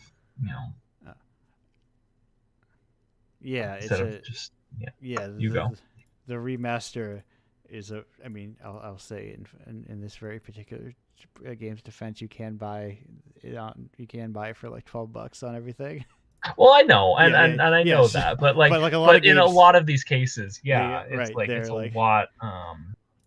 There are games like the Mario one that was right, recent, where they re-released Mario 64, Galaxy One, and Yeah. Sunshine, where like that was very much, to me anyway, like a very targeted, like, marketed thing. It right, wasn't necessarily about the preservation. It wasn't about bringing this stuff to people who had never gotten to experience it before. It was really just about kind of pushing this IP and making a quick buck off of it. And I right. I I, I find that kind of particularly detestable. Yeah, But it's really weird that like it's games need to adapt like the paperback and the bargain DVD model where like they should always want to have their stuff always in publication, and with like Nintendo in particular, it's it feels like that particular collection was somewhat of a stopgap in yeah, between like Odyssey and whatever the next one is, because right, Nintendo like fully admitted that the NES Mini and the SNES Mini were just to tide people over until the Switch came out in between the Wii U and the Switch, and to kind of boost sales a little bit, and they can make a quick buck essentially. right, Uh, and the point of like the kind of like limited run of the of indie games. I think the 3D All Stars collection was a similar kind of thing of buy now because it's for a limited time, and then months after the fact you could get 3D All Stars in shops. Like you couldn't get it digitally anymore, but it was yeah, still in shops for recommended retail price. It was quite a time and a very classic Nintendo move. And yeah. I have no idea if those copies even let you play the game anymore either. Like, I don't know if the physical carts like stopped working or something. Because They like still I work. they We do. so Okay, thank God for that. Yeah. So my partner like Nintendo 64. She has a very like special connection to it because she played a lot with her grandmother, which is quite unique in that sense. You don't hear a lot of grandmothers playing video games, and so we got it just so she could like play it easily and comfortably. Again, this was before they introduced Nintendo 64 Online, which is another kind of scam that Nintendo do. Um, but Yeah, it still works. Thankfully, it's just the ridiculous thing of why can't you just let people Right. buy it? And yeah, because I can kind of understand from the Mario 64 perspective because they have the Switch online expansion pack now, but Mario Galaxy you can't, and Sunshine you can't play those anywhere else. You can't play them Right. easily. I think a lot of it's just like our the need to have like we still have three consoles, when it should have all switched over to one format like forever ago. It's very Yeah, silly that we still have consoles because I that's the thing basically with want. I want no like big three consoles. I just want more little weird ones like the Playdate, just bespoke yeah, oddities that do a very specific thing, and maybe they don't even do it well, but they're doing it. yeah, and then one thing that is it's just a PC, and then like kind of like I have a Blu-ray player, I just want a game player. like sort of a universal sort of format, I guess, right? Yeah, Like, I think that would be really cool, and I don't think we're ever going to get it as no, long as there are like 4 or 5 games companies that make consoles, right, and that sucks. and I don't think we're like I I don't think we've gained anything in console fidelity besides maybe load time since like the PS3 era. Like I've seen very negligible like differences in like what like technology brings. Maybe Mm. there's bigger crowds or whatever. Whatever. Dead Rising had a lot of crowds, so it's I Yeah, think like Mario, Paper Mario Thousand Year Door, you had like 50 enemies on screen, and everyone was like, "Wow, that's really cool." yeah. And that, honestly, I think that's all games need, is just more crowds of like a million little guys running around on screen. They haven't justified their own existence. I don't care about your pores. I don't care if I can now see pores on Cloud's face where originally he had no mouth. Uh, it doesn't add that much or whatever, like the urge for graphical fidelity. I don't know. So let's talk about Kingdom Hearts. Oh, Kingdom Hearts. Kingdom Hearts, though. I'm I'm getting close. I think if they so I'm a noted fan about. Oh yeah, remember when you follow as Heartless, and there was like a lot of them, and then Sephiroth was there though too. That was pretty cool when Sephiroth was there. Pretty cool Yeah. when Sephiroth is there. That's what I think often to myself when I'm alone. It's pretty cool when Sephiroth is there. Hey, you know, I, it was pretty cool when Sephiroth was there. Yeah, I like playing that original game, having not played it since I was probably, I don't know, 12 to 15, somewhere around that time. I'm like, oh, this is I understand. It's interesting to like not be a child and like understand that character writing and stuff like that. It's always a fun thing to do. Whoop! I've got to go real quick. Yeah, I'll be right back. but it's a. I'm getting close to learning a lot about Kingdom Hearts. I think honestly, there's it's sometimes worthwhile, sometimes not. You know, you have the good things that say interesting things about yeah. surprisingly gender and fan family and existence itself, and then sometimes you have Captain Jack Sparrow rendered in an uncomfortable detail. And then sometimes Squall Leonhard is there. Sometimes he is there, and sometimes Sephiroth is there, and that's cool to think about. Yeah, I I think I remember I was very fascinated with that second one because I was like because I really wanted to see like 3D renders of the Final Fantasies that I knew the most, like those 2D ones, and I was like, and I think they just had like Setzer in the tournament thing at the beginning of 2, and that was really it. They didn't really have that many like 3D renders of the old 2D fellas there. But No, mostly the ones that they kind of still wanted to sell copies of potentially. but Square was weird about that. Like you could buy like PS1 copies of games from their site for like a long time. What if you still can actually? And thank God for that. I'm back, by the way. Yes, I was Welcome back. I was so Thank you. surprised when you could like still buy like Final Fantasy 9 like on the PS1. Like not like within the 2000s or whatever. Like like in like the PS2, PS3 era even, I think. Was Final Fantasy 9 a PS1 game? Yeah. Am I like Jesus Christ? I that never really clicked for me, but I guess you're right. It was. It looks great. So It does look great, and that's why I'm like, what the fuck? yeah, it's the strength of art design, you know. Jeez Louise. Well, they are still selling PS3 games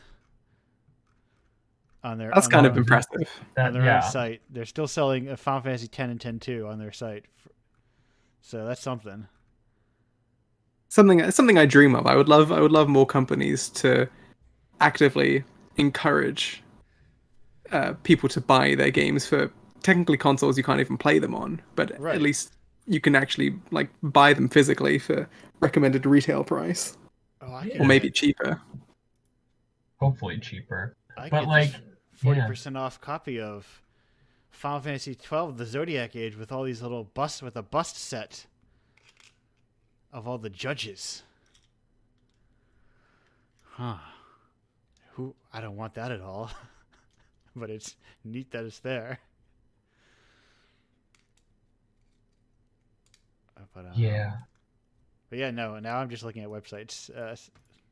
Go away websites. I have to close these websites I'm looking at. But yeah, it's we need to have that good balance between because stuff, you know, corporate stuff is still made by people, and good stuff comes out of very commercial ventures, and always has and always will.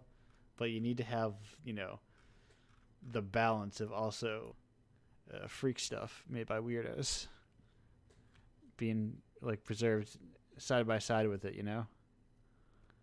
There has to be that kind of that kind of space in the creative world for like I don't necessarily want to say hobbyist because some people, myself included, are small and we're also still trying to make money off of this stuff. But Yeah.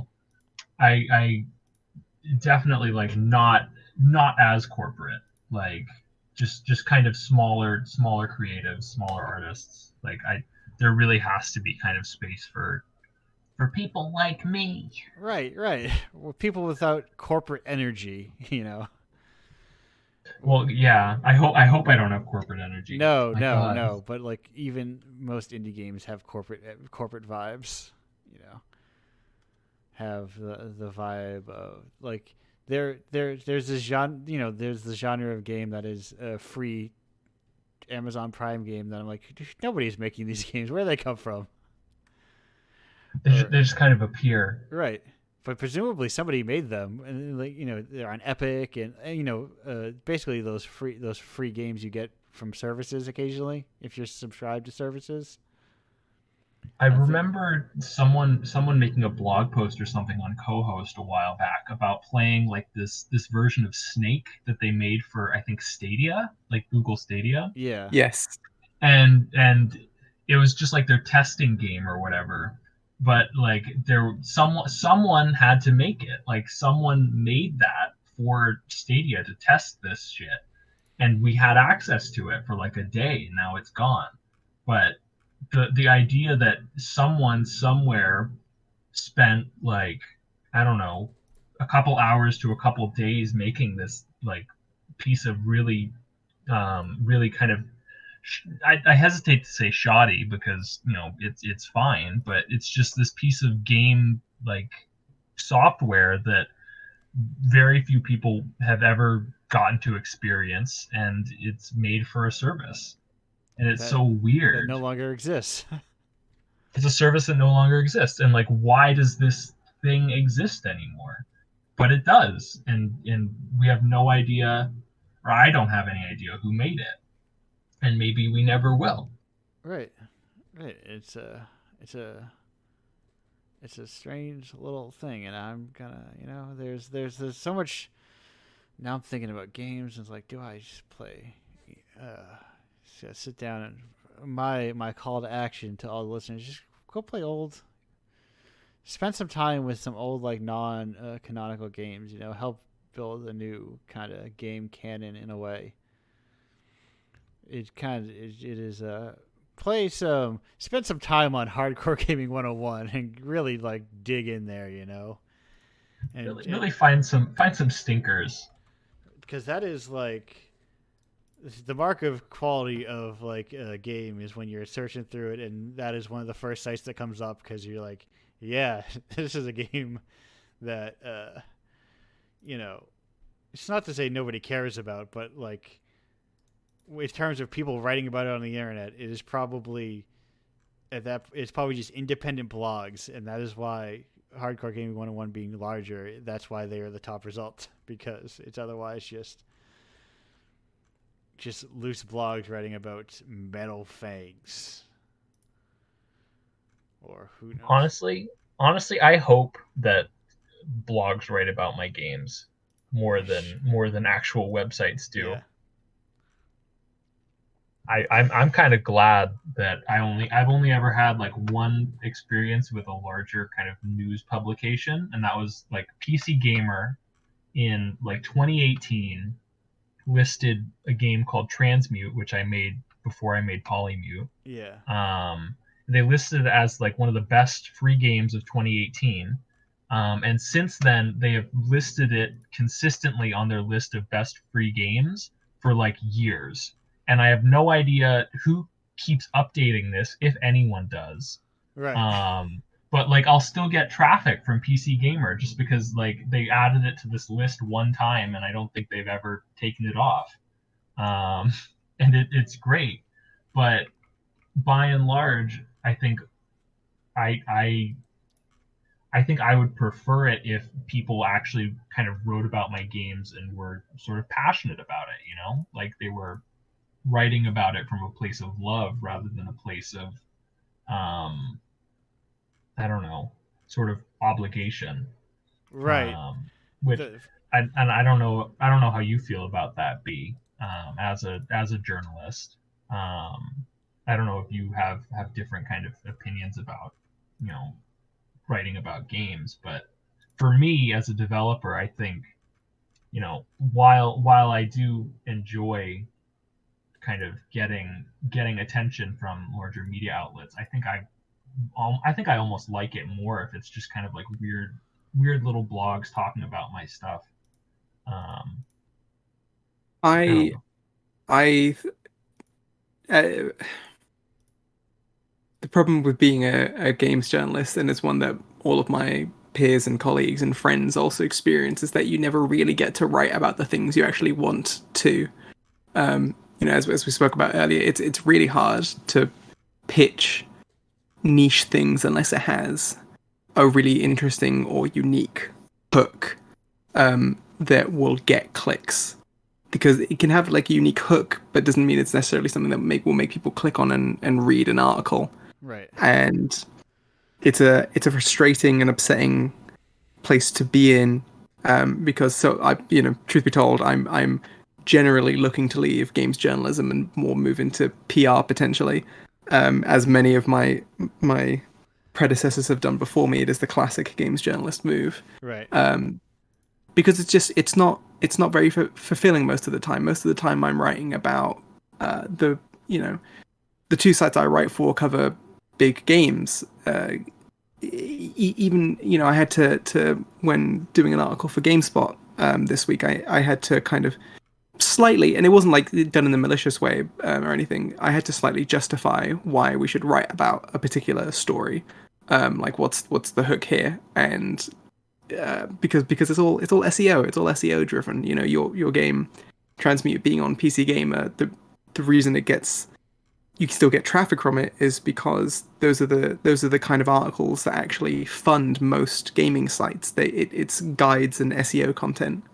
Um, and yeah, it means most of the time we just don't really get to write about things in the way that we want.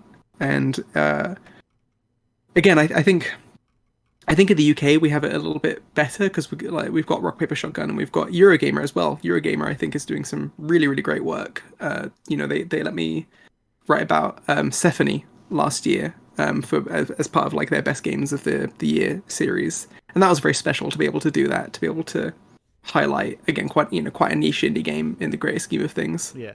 But it's really difficult to do that most of the time, and I only got to do that because I'm on good terms with the editor, and he knows me and trusts me.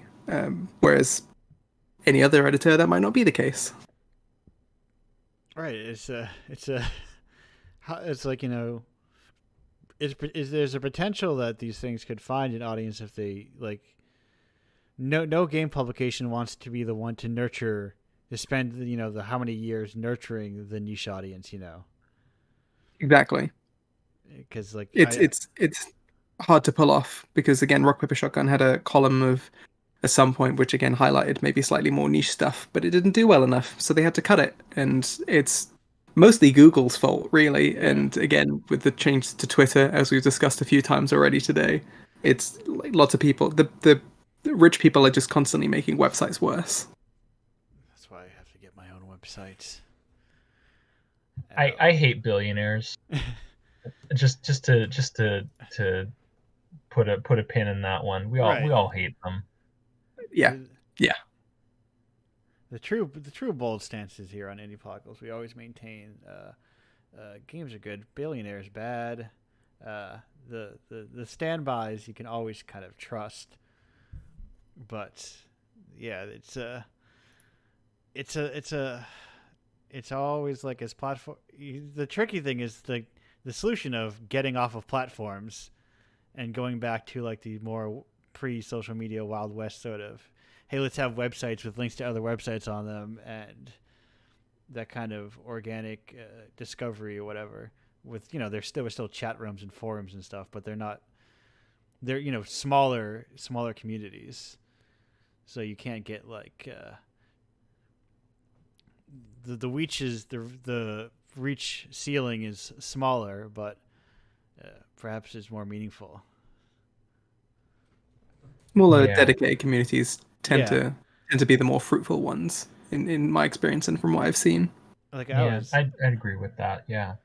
I was looking at, I was like, the growth of Indiepocalypse, and like just you can look at through like the raw number on like the Patreon, that it feels like very outsized compared to my engagement numbers, and my follower counts, because I think that it's I've I like to think that I've spent a lot of time perhaps connecting more meaningfully to a smaller number of people, and I think that's like where marketing, I say, is more effective rather than just like posting memes and discourse nonstop and then harvesting those followers and hoping some of them will care about your thing.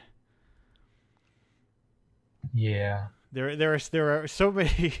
I will not, but I could name a lot of like very high follower count developers that I've never seen a game shared, any of their games shared by them or anyone else, but I've seen them plenty of times. But I it's mean, like, that's also another weird rabbit hole on Twitter, is like yeah, these people who presumably work on games, like, and I say this as a developer on Twitter, like there's kind of this group of people who kind of market themselves as consultants on games, and yeah, they list like one or two game projects on their profile, and they basically talk about how to make games on Twitter and get followers from that.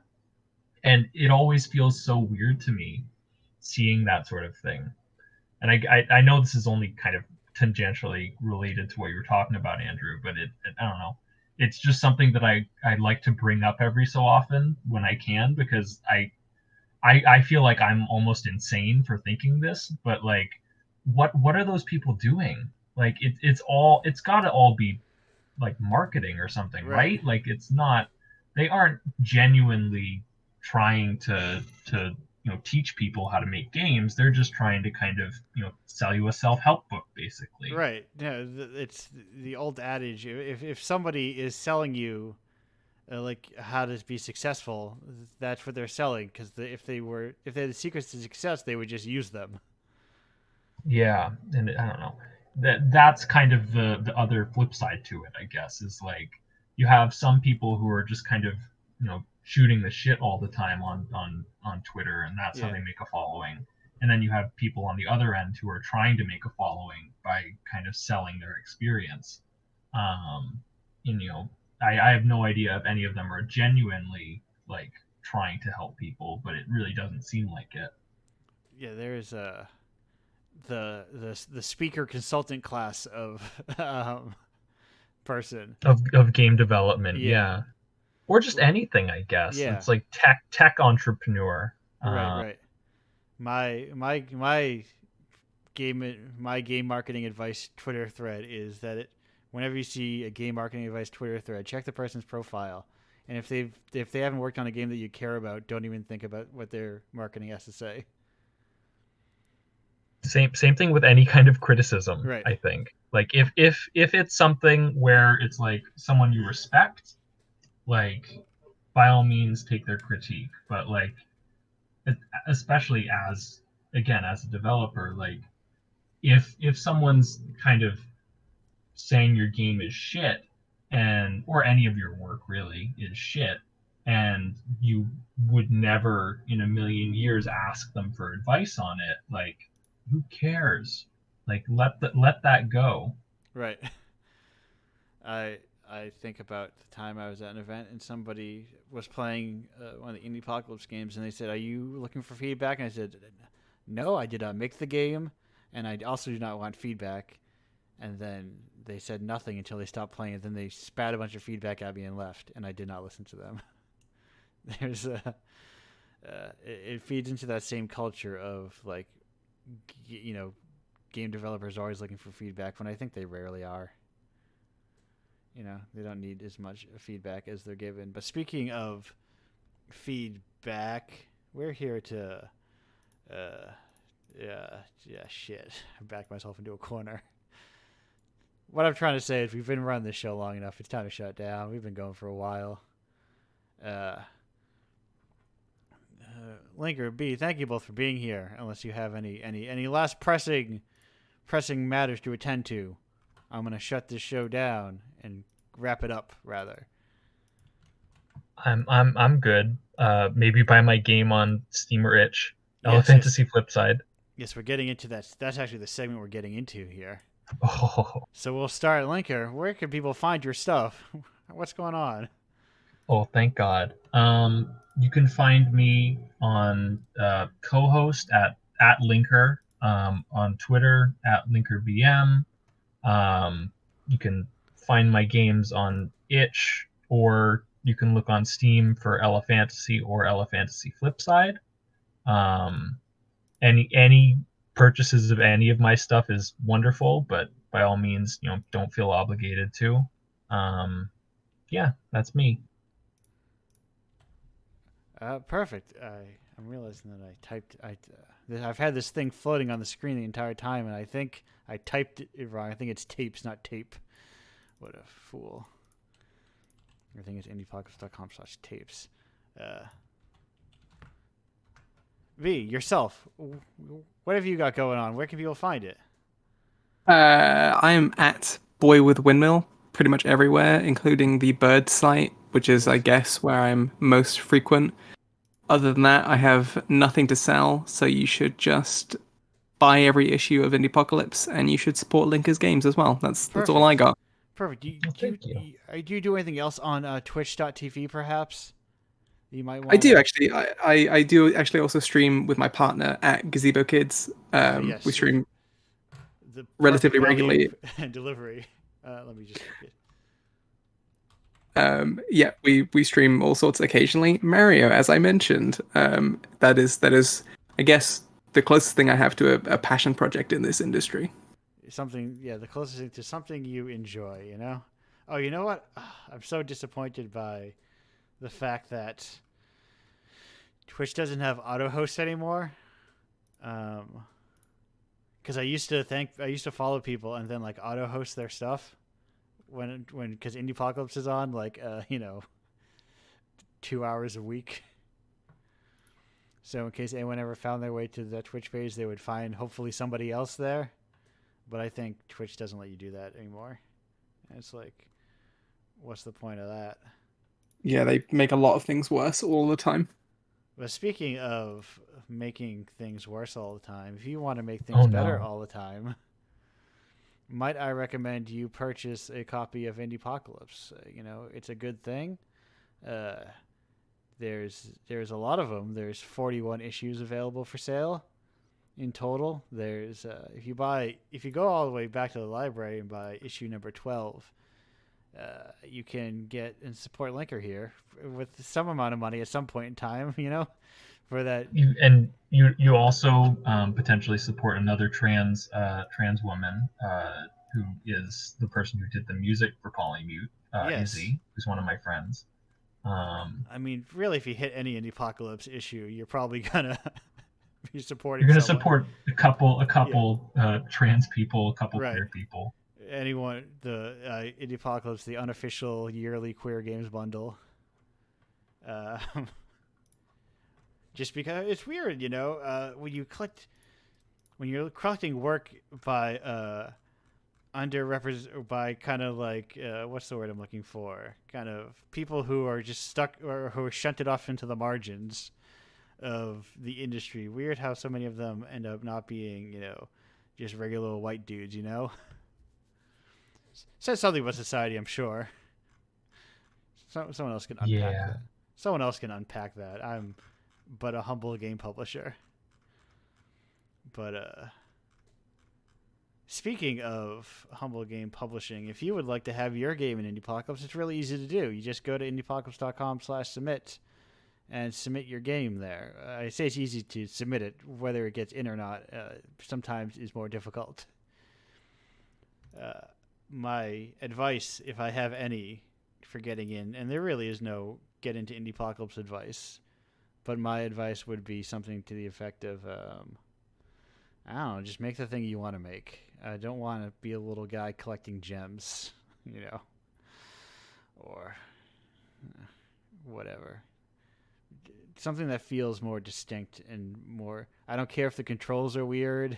I don't care if it doesn't make sense. I kind of appreciate kind of like an unapproachability and like a deeply personal and self-indulgent work more than, I don't know, you trying to make a good game in what you think society thinks a good, the market thinks a good video game is.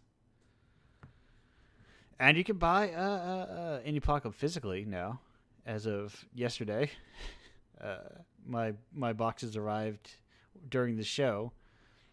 The tape cassette boxes I ordered, but you can buy Indiepocalypse. It's not on cassette, but I put a little USB stick inside of a cassette case, and I think it looks really cool. If you're watching the stream, you see it kind of spinning around there with this very custom-made GIF I made. It's indiepocalypse.com/tapes. And that's it, really. There's a Patreon/Patreon. There's newsletter/newsletter. You just kind of go to indiepocalypse.com/whatever, and you find the thing. Folks, get your own website. It's a handy thing. Or at the very least, get your own URL. Just park a URL and just redirect it to other things. It's nicer than having a card, or card which is to say with 2 R's, or a link tree. Nothing works more. Even if you want to do that, there's nothing stopping you from making your own link tree in like 3 seconds on your own webpage. Adding text and links, easiest thing to do on a website. Nothing's easier to do on a website other than, I guess, text without links. But that's it. The show's, I'm gonna stop rambling on about this show and wrap it up. Linker, B, thank you both for being here one last time on the show, or not one last time being on the show, but more like one last thank you for being on the show. Thank you for having me. Thank you. And I'm going to bid you all farewell. Goodbye.